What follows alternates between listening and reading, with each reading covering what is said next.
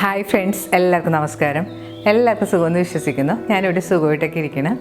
ഇന്ന് ഞാൻ നിങ്ങളോട് ഷെയർ ചെയ്യുന്നത് ഒരു ഓലൻ്റെ റെസിപ്പിയാണ്. ഇപ്പോൾ വിഷുവൊക്കെ അടുത്ത് വരികയല്ലേ, അപ്പോൾ നമുക്ക് വിഷു സദ്യയൊക്കെ ഉണ്ടാക്കാൻ പറ്റിയ ഒരു നല്ല ടേസ്റ്റി ആയിട്ടുള്ള റെസിപ്പിയാണ്. വളരെ ഈസി ആയിട്ട് ചെയ്തെടുക്കാൻ പറ്റുന്നതാണ്. അപ്പോൾ നിങ്ങളൊന്ന് ട്രൈ ചെയ്ത് നോക്കുക. നമ്മൾ സദ്യയുടെ കുറേയധികം റെസിപ്പീസൊക്കെ ഇട്ടിട്ടുണ്ട്. ഒത്തിരി പേര് കണ്ട് നല്ല കമൻസൊക്കെ പറഞ്ഞിട്ടുള്ളതാണ്. അപ്പോൾ കാണാത്തവരാണെങ്കിൽ അതും കൂടി കണ്ട് നോക്കുക, ട്രൈ ചെയ്ത് നോക്കുക. ഓലൻ ഉണ്ടാക്കാനായിട്ട് 1/2 കപ്പ് വൻപയർ കഴുകിയതിന് ശേഷം 4 മണിക്കൂർ വെള്ളത്തിൽ കുതിർത്ത് വെച്ചതാണിത്. ഇങ്ങനെ കുതിർത്ത് വെച്ചിട്ട് വേവിക്കുമ്പോഴത്തേക്കും നമുക്ക് പയർ പെട്ടെന്ന് വെന്ത് കിട്ടും. ഈ പയർ ഞാനൊരു 4 മണിക്കൂർ കുതിർത്ത് വെച്ചതാണ്. കുതിർത്ത പയർ നമുക്കൊരു പ്രഷർ കുക്കറിലേക്ക് ഇട്ട് കൊടുക്കാം. ഇതിലേക്ക് ഒരു മുങ്ങാൻ പാകത്തിനുള്ള വെള്ളം ഒഴിച്ചു കൊടുക്കാം. ഒരു 1/4 കപ്പ് വെള്ളം ഒഴിച്ചു കൊടുത്താൽ മതി. ഇതിലേക്ക് 1/2 ടീസ്പൂൺ ഉപ്പുപൊടിയും കൂടി ചേർത്ത് കൊടുക്കാം. ഇനി പ്രഷർ കുക്കർ മൂടി ഇതൊന്ന് വേവിച്ചെടുക്കണം. കൂടുതൽ സമയമൊന്നും കുക്ക് ചെയ്യേണ്ട ആവശ്യമില്ല. ഒരു 3-4 വിസിൽ വരുമ്പോഴത്തേക്ക് നമുക്ക് സ്റ്റവ് ഓഫ് ചെയ്തിടാം. പയർ കൂടുതൽ വെന്തുടഞ്ഞു പോകരുത്. ഇനി നമുക്ക് വേണ്ടത് ഓലിനാവശ്യമുള്ള പച്ചക്കറികൾ കുമ്പളങ്ങയും മത്തങ്ങയുമാണ്. അത് ഞാൻ രാത്രി തന്നെ തൊലിയെല്ലാം കളഞ്ഞ് ഇതുപോലുള്ള ചെറിയ കഷ്ണങ്ങളായിട്ട് മുറിച്ച് ഒരു ഡബ്ബയിലിട്ട് അടച്ചു വെച്ചിട്ടുണ്ട്. അപ്പം നമുക്ക് രാവിലെ പണി എളുപ്പമായിരിക്കും. രാവിലെ ഇതെടുത്ത് അങ്ങോട്ട് കറി വെച്ചാൽ മതി. ഞാൻ ഈ സൈസിലുള്ള കഷ്ണങ്ങളായിട്ടാണ് മുറിച്ചെടുത്തിരിക്കുന്നത്. മത്തങ്ങയും ഞാൻ ഇതുപോലുള്ള കഷ്ണങ്ങളായിട്ട് മുറിച്ച് വെച്ചിട്ടുണ്ട്. ഓലിനായിട്ട് നമ്മളിവിടെ എടുത്തിരിക്കുന്നത് 1 കപ്പ് മത്തങ്ങയും 1 കപ്പ് കുമ്പളങ്ങയുമാണ്. ഓലിന് വേണ്ട തേങ്ങാപ്പാലാണിത്. ഞാനിവിടെ എടുത്തിരിക്കുന്നത് 1/2 കപ്പ് 2-ാം പാലും 1/4 കപ്പ് 1-ാം പാലുമാണ്. ഞാൻ 1 കപ്പ് തേങ്ങ ചിരവിയത് മിക്സിയിൽ കുറച്ച് വെള്ളമിട്ട് ആദ്യം അടിച്ചിട്ട് 1/4 കപ്പ് 1-ാം പാൽ മാറ്റി വെക്കും. അതിനുശേഷം ബാക്കി കുറച്ച് വെള്ളം കൂടി ഇട്ട് 1/2 കപ്പ് 2-ാം പാൽ. നമ്മൾ ഇതുപോലെ നല്ല ഫ്രഷ് ആയിട്ടുള്ള തേങ്ങാപ്പാൽ ഉപയോഗിക്കുമ്പോഴാണ് ഈ ഓലിന് നല്ല ടേസ്റ്റ് കിട്ടുന്നത്. ഇനി വേണ്ടത് ഒരു 4 പച്ചമുളക് നീളത്തിൽ കീറിയത്, കുറച്ച് കറിവേപ്പില. ഒരു 4-5 വിസിൽ വന്നു കഴിഞ്ഞപ്പോഴത്തേക്കും ഞാനിവിടെ സ്റ്റവ് ഓഫ് ചെയ്തിട്ട് ഇപ്പോൾ കുക്കറിൻ്റെ സ്റ്റീമെല്ലാം പോയിട്ടുണ്ട്. നമുക്ക് പയർ വെന്തിട്ടുണ്ടോ എന്ന് നോക്കാം.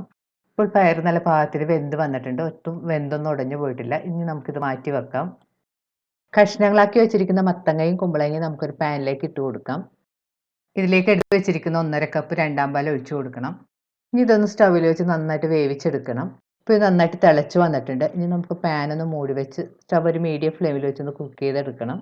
ഇടയ്ക്കിടയ്ക്ക് മൂടി മാറ്റിയതിന് ശേഷം ഒന്ന് നന്നായിട്ട് ഇളക്കി കൊടുക്കണം. ഒരു മീഡിയം ഫ്ലെയിമിൽ വെച്ച് കുക്ക് ചെയ്താൽ മതി.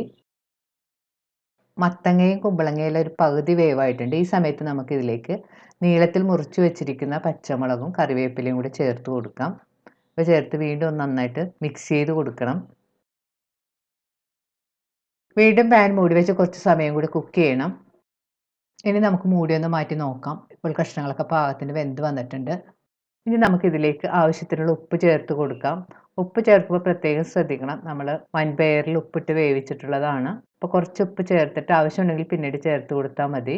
ഇനി ഇതിലേക്ക് നമുക്ക് വേവിച്ച് വെച്ചിരിക്കുന്ന വൻപയർ ചേർത്ത് കൊടുക്കാം. വൻപയർ ചേർത്തൊന്ന് വീണ്ടും നന്നായിട്ട് മിക്സ് ചെയ്ത് കൊടുക്കാം. വൻപയർ ചേർത്തതിന് ശേഷം വീണ്ടും പാനൊന്ന് മൂടി വെച്ച് ഒരു 5 മിനിറ്റ് ഒരു മീഡിയം ഫ്ലെയിമിൽ വെച്ച് വീണ്ടും കുക്ക് ചെയ്യണം. പയർ ചേർത്ത് കുക്ക് ചെയ്യാൻ തുടങ്ങിയിട്ട് ഇപ്പോൾ ഒരു 5 മിനിറ്റ് എല്ലാം കഴിഞ്ഞിട്ടുണ്ട്.